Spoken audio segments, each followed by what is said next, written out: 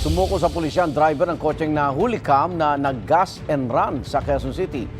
Paliwanag niya, tuliro at nagmamadali siya noon dahil may sakit ang kanyang anak. Desidido naman ang pump attendant na ituloy ang reklamo.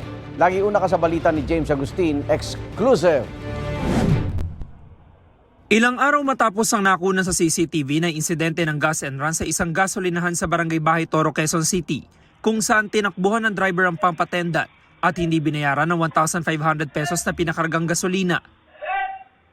Sumuko na ang 38 anyos sa driver.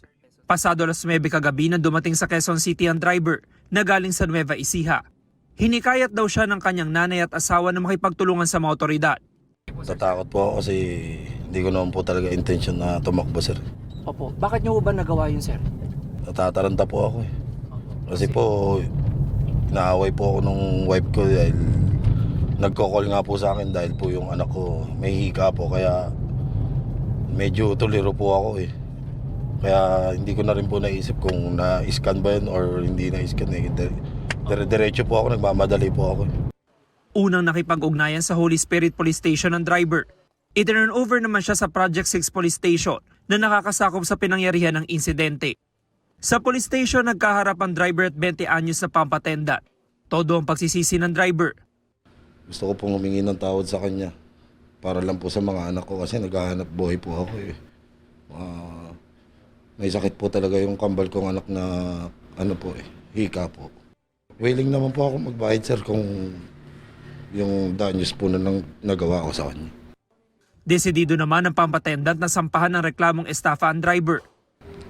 Itutuloy ko po yung demanda sa kanya.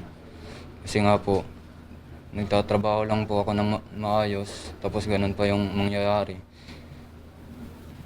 Gusto ko lang po na, sir, lumaban po kayo ng patas.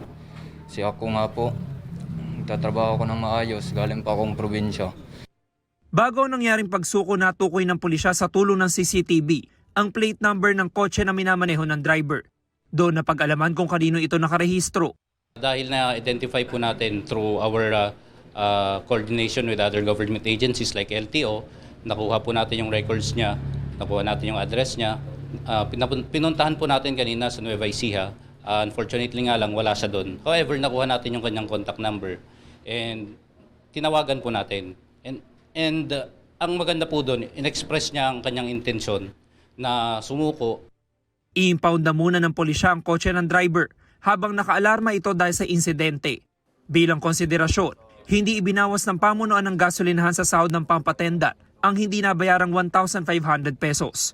Nag-ambagan din ng mga pulis para mabigyan ng tulong ang pump attendant.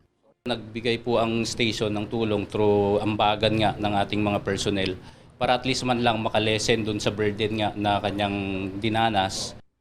Papasalamat lang po ako sa nag-abot po sa akin ng tulong. Ito ang unang balita. James Agustin, GMA News.